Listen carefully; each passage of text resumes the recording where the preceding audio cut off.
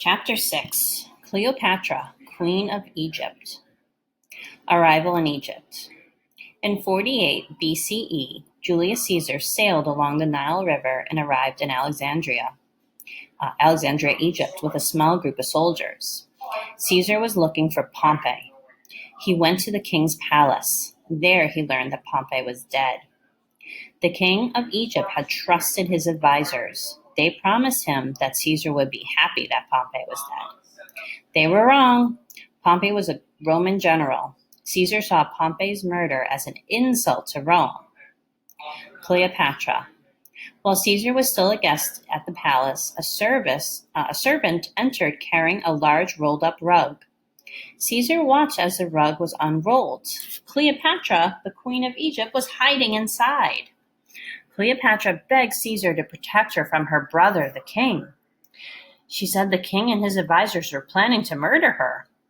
It took a little while for Caesar to reply. He stared at Cleopatra and listened to her voice.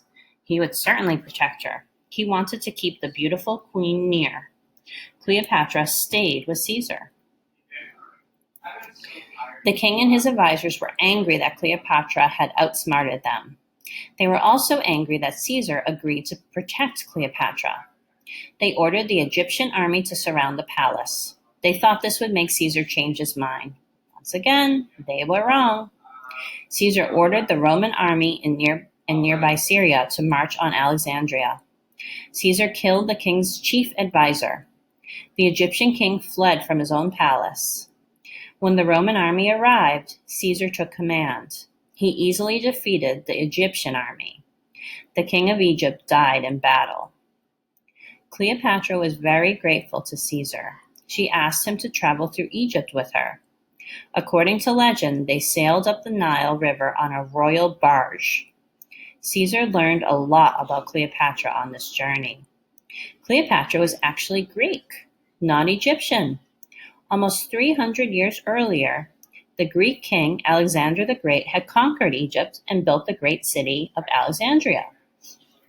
Cleopatra was a descendant of one of Alexander's Greek generals. Cleopatra studied hard to be a good ruler. She learned about other countries from people who came to study in Alexandria's great library. She also learned to speak many languages. She was one of the only in her history of the royal family who could speak to the Egyptian people in their own language. Caesar came to trust Cleopatra. He did not want to make Egypt a Roman province. He wanted Cleopatra to remain queen of Egypt. Caesar also fell in love with Cleopatra. Caesar, however, was a busy man. He left Egypt to finish the war against Pompey's remaining army.